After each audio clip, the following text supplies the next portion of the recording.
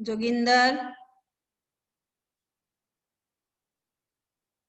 चलिए बेटे, आपको ये समझ आ गया और सभी बच्चों ने ये क्लास लगानी है। हर्षित, आपने भी। हर्षित, जोगिंदर, ये जादू किसका नाम है? Okay ma'am. ये जादू कौन है?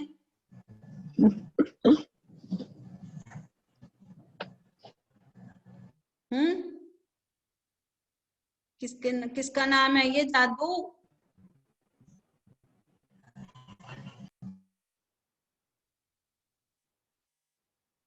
चलिए बच्चे, आपको समझ आ गई कि प्रोजेक्ट में क्या बनाना है। आपने वहां के महत्वपूर्ण प्लेसेस हैं जो, उनकी आपने जानकारी लिखनी है और उनके चित्र लगाने हैं। स्क्रैप फाइल में बना करके वो प्रोजेक्ट आपने सबमिट कराना है 2 दिन के अंदर, ठीक है, स्कूल में। Excuse me ma'am.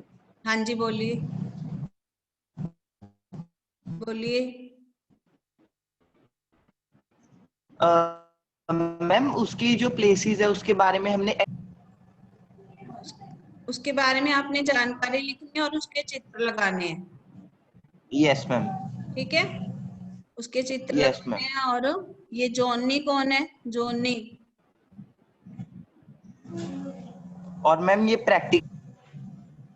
हाँ जी, मैम ये प्रैक्टिकली करना है ना उसमें ma'am practically.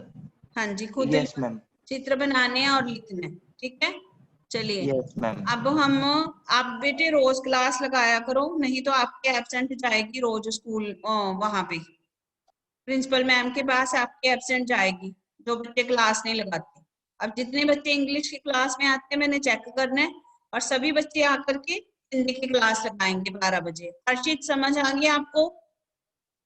Vasu, Harshit, yes ma'am. Joginder, Sania, Udha, Mihir, yes ma'am. सभी बच्चों ने क्लास लगानी है। ठीक है, चलिए अब हम एक काम पढ़ते हैं, चैप्टर।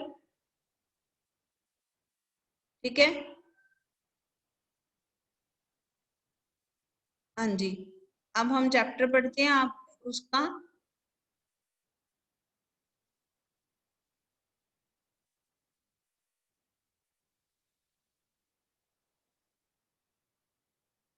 इसकी रिवीजन करते हैं अब हम लोग। एक कविता है आपकी, बच्चे काम पर जा रहे हैं, इसको समझते हैं। ये राहुल जोशी ने कविता लिखी हुई है। ठीक है, राजेश जोशी ने, तो राजेश जोशी ने जो कविता लिखी है। हाँ जी बेटे, इस कविता को ध्यान से सुनिए और इसके हम प्रश्न उत्तर पढ़ते हैं। पहले जानकारी पढ़ते हैं। राजेश जोशी का जन्म सन 1946 में मध्य प्रदेश के नरसिंहगढ़ जिले में हुआ। ठीक है, और उन्होंने अपनी शिक्षा पूरी करने के बाद पत्रकारिता शुरू की, और उनके प्रमुख संग्रह हैं एक दिन बोलेंगे पेड़, मिट्टी का चेहरा, नेपथ्य में हंसी। ठीक है, तो ये उनके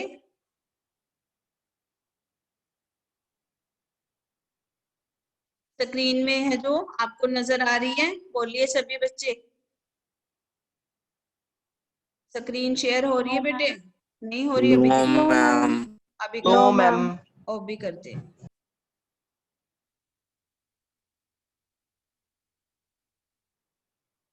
जूम मीटिंग।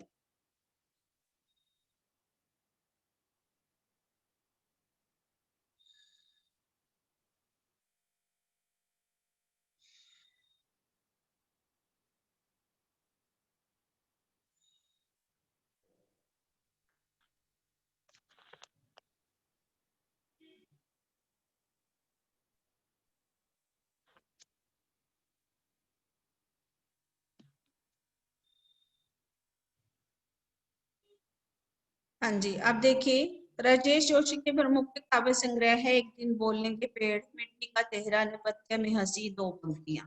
अब इनकी कविता पढ़ते हैं हम आगे।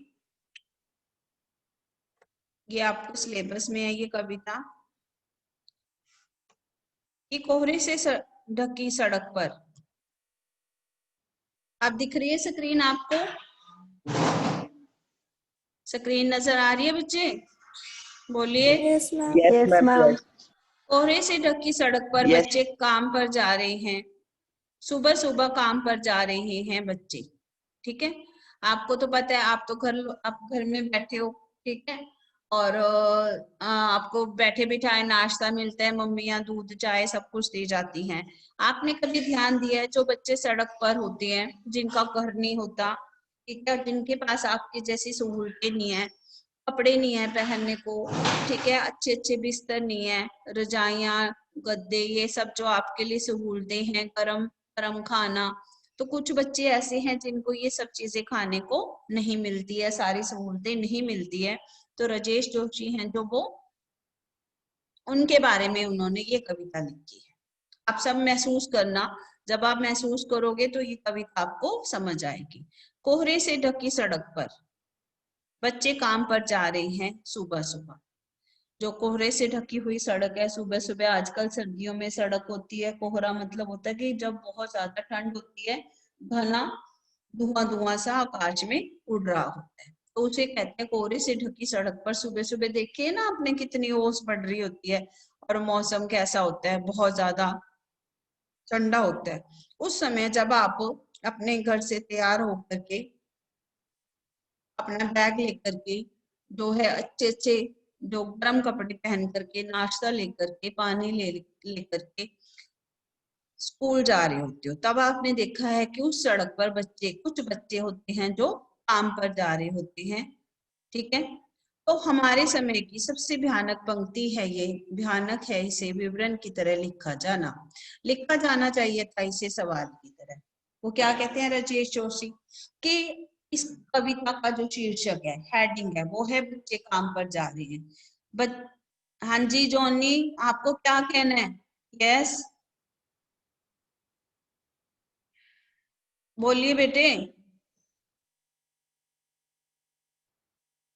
इस समय हमारे समय की सबसे भयानक पंक्ति है कि बच्चे काम पर जा रहे हैं, इसका हेडिंग है बच्चे काम पर जा रहे हैं, जबकि क्या होना चाहिए था हेडिंग? जॉनी बताइए, कुछ कहना है आपको? What is your name? अपना नाम बताइए, नाम बताइए अपना। कौन है बेटे ये जॉनी के नाम से कौन है?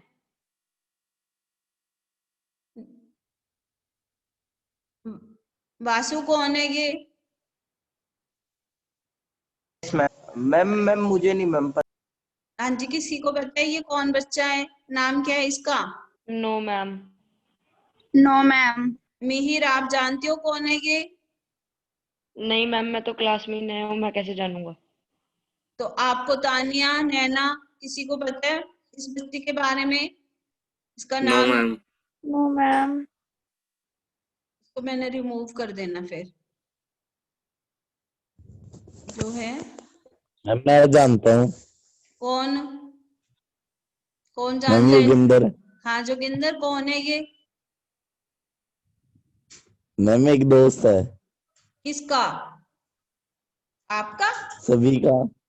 नहीं मैम, सभी का दोस्त है। क्लास में पढ़ते हैं? मैम पता नहीं। तो नहीं पढ़ता, पता तो इसको मैं इसका नाम भेजती हूँ प्रिंसिपल मैम को, इसको रिमूव करती हूँ फिर। नहीं, नाम बताओ बेटे, कौन हो आप? चलिए फिर इसको निकालिए क्लास से। चलिए, अब है कि कोहरे से ढकी सड़क पर बच्चे काम पर जा रहे हैं।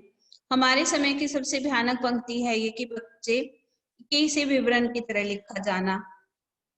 लिखा जाना चाहिए था इसे सवाल की तरह, मतलब कि इसको ऐसे नहीं लिखा जाना चाहिए था बच्चे काम पर जा रहे हैं, इसका शीर्षक होना चाहिए था बच्चे काम पर क्यों जा रहे हैं। इसका शीर्षक होना चाहिए था बच्चे काम पर क्यों जा रहे हैं। क्या अंतरिक्ष में गिर गई हैं सारी गेंदें? क्या आसमान में सारी गेंदें हैं जो खेलने के लिए जो सामान बच्चों को चाहिए होता है, क्या वो सारा खत्म हो गया है? क्या दीमकों ने खा ली है सारी रंग बिरंगी किताबें? जैसे आपको पढ़ने के लिए बुक्स मिल रही हैं, खेलने के लिए खिलौने मिलते हैं, खाने के लिए अच्छा खाना मिलता है, तो क्या क्या इन बच्चों के लिए कोई खिलौने नहीं है? क्या इनकी जो किताबें हैं इनके लिए कुछ भी सहूलत नहीं है? इनके पास बुक्स नहीं है, किताबें नहीं है? क्या सारी किताबें खत्म हो गया? उनको दीमक, दीमक क्या होता है? एक कीड़ा, क्या उन्होंने खा लिया है? क्या सारी गेंदें हैं जो वो जो सारी गेंदें हैं, क्या वो खिलौने हैं सारे खत्म हो गए हैं? क्या काले पहाड़ के नीचे दब गए हैं सारे खिलौने? इनके लिए सारी सहूलतें क्यों नहीं है? लेखक का जो कवि है उसका कहने का मतलब क्या है कि सारी जो खिलौने हैं क्या वो पहाड़ के नीचे दब गए हैं? क्या किसी भूकंप में ढह गई हैं सारी मदरसों की इमारतें? मदरसों मतलब मंदिरों की, मदरसे होते हैं पढ़ने के लिए, तो क्या सारी मदरसों की जो इतनी भी इमारतें हैं क्या वो सारी ढह गई हैं? क्या मतलब कि सारे स्कूल खत्म हो गए हैं? इनके लिए जो जो चीजें चाहिए थी क्या वो सारी खत्म हो गई हैं? क्यों नहीं मिल रही हैं? मतलब इन बच्चों को जो सहूलतें आप लोगों को मिल रही हैं वो उन सड़क पर रहने वाले लोगों को के बच्चों को क्यों नहीं मिल रही है? उन बच्चों को क्या सारे मैदान, सारे बगीचे और घरों के आंगन खत्म हो गए हैं एकाएक? क्या इनके लिए कोई घर नहीं है, कोई सहूलत नहीं है, कोई सामान नहीं है? तो फिर बचा ही क्या इस दुनिया में? अब उसको ले, जो कवि है उसको इस बात का दुख हो रहा है कि फिर इस दुनिया में बचा ही का क्या? कितना भयानक होता अगर ऐसा होता। भयानक है, लेकिन इससे भी ज्यादा यह है कि है सारी चीजें हस्बा मामूल। हस्बा मामूल क्या होता है? ये देखो मीनिंग में दिया हुआ है। हस्बा मामूल होता है कि यथावत, जैसे है वैसे ही। मदरसा होता है विद्यालय, कोहरा होता है धुंध, जो आजकल पड़ रही है ना धुंध। तो वो कह रहा है कि फिर बचा है क्या इस दुनिया में? कितना भयानक होता अगर ऐसा होता। भयानक है, लेकिन इससे भी ज्यादा यह है कि सारी चीजें हस्बा मामूल है, मतलब कि सब कुछ है, स्कूल भी है, खिलौने भी हैं, किताबें भी हैं, लेकिन इन बच्चों को इनका हक क्यों नहीं मिलता? तो जो कवि है उसको इस चीज का दुख हो रहा है कि सभी बच्चों को हक मिलना चाहिए, पढ़ने का हक सबको है, खेलने का है, सभी खिलौने, सभी सहूलतें, सारी किताबें सबको मिलनी चाहिए जैसे आप लोगों को मिलती हैं। तो इन बच्चों को भी उन सहूलतों पर इनका भी उतना ही हक है। या दुनिया की हजारों सड़कों से गुजरते हुए बच्चे, बहुत छोटे बच्चे काम पर जा रहे हैं। मतलब हजारों सड़कों का मतलब है कि हजारों लोग देखते हैं और हजारों जो हैं बच्चे देखते हैं। हम सड़कों पर खड़े होते हैं, उनके पास कोई सहूलत नहीं होती, उनके पास तो एक ही काम होता है कि क्या नाम, किसी तरह से अपने लिए जो है रोटी जुटाना, किसी तरह से अपनी रोटी का इंतजाम करना। तो ऐसे बच्चों के लिए हमारी जिम्मेवारी क्या बनती है? क्या बनती है हमारी जिम्मेवारी? बताइए, क्या जिम्मेवारी बनती है हमारी? बोलिए। पता हाँ जी मैम बोल। ये मैम हम उनकी हेल्प करें। हाँ, जितना हो सके हमें उनकी हेल्प करनी चाहिए, ठीक है?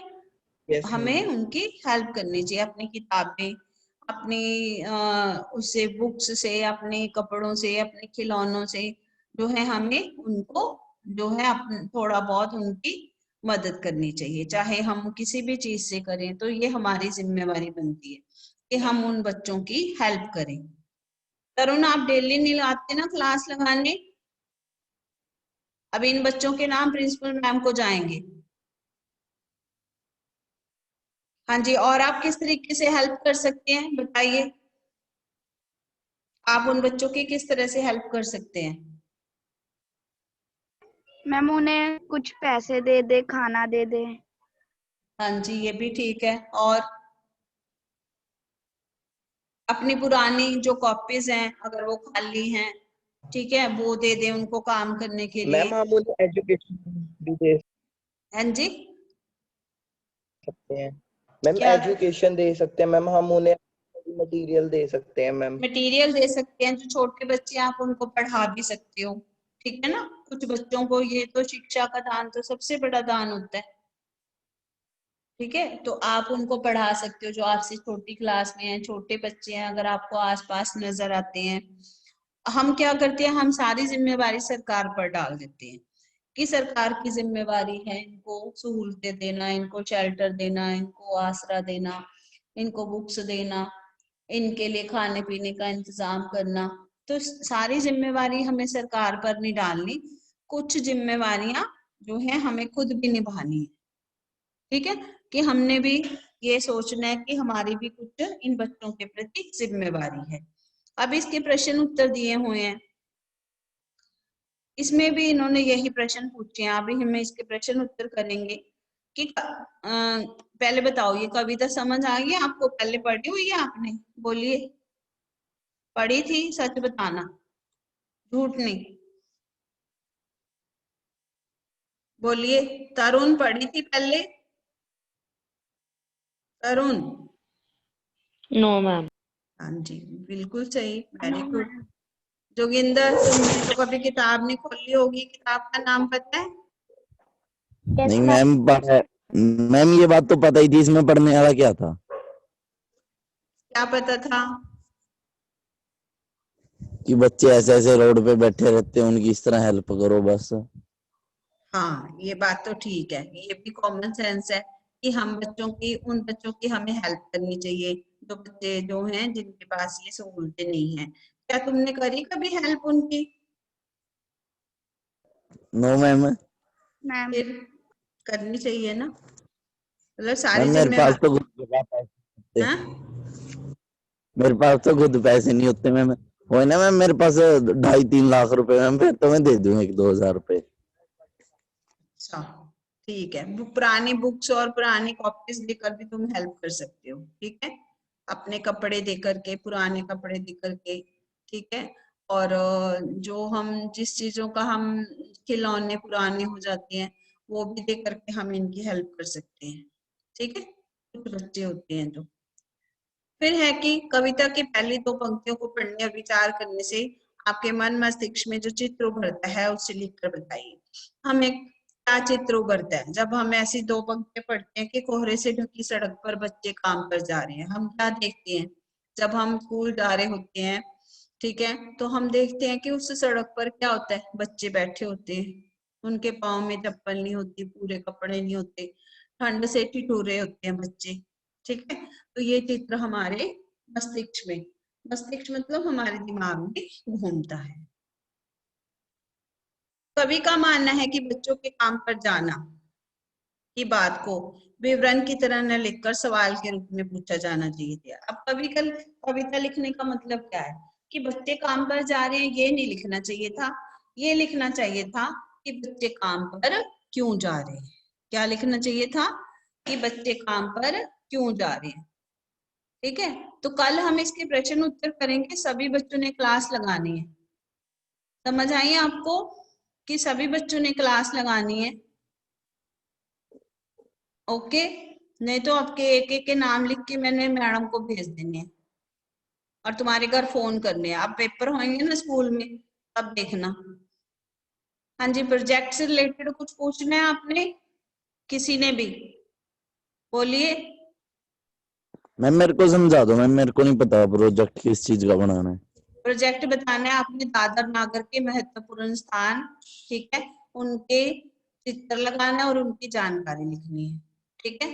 दादर नागर के महत्वपूर्ण स्थान और उनकी जानकारी, तीन पेज का बनाना है, पिक्चर्स लगानी है और उनकी जानकारी लिखनी है। प्लेन पेज पे पिक्चर लगानी है, लाइनिंग वाले पेज पे जानकारी लिखनी है, और फिर उसको उसके ऊपर नेम, रोल नंबर, क्लास लिख के स्टिक फाइल में डाल करके वो देना है, ठीक है जी। आप समझ आ गया? एक्सक्यूज नहीं, मी मैम, नहीं तो इसके बिना रोल नंबर नहीं मिलेगा, और क्लास में यहाँ स्कूल में जो पेपर होंगे बैठने नहीं देना, बता दिया आपको। हाँ जी, बोलो। मैम ये जो सारा प्रोजेक्ट है वो एक ही फाइल में रखना है कि अलग अलग फाइल बनानी है? एक ही फाइल में डाल देना चाहिए, आपकी मर्जी है, ठीक है। Okay ma'am. चलिए जी, बाय बाय। कल इसके प्रश्न उत्तर करेंगे। अब प्रोजेक्ट आपको समझ आ गया सबको ना? अब बना लेना।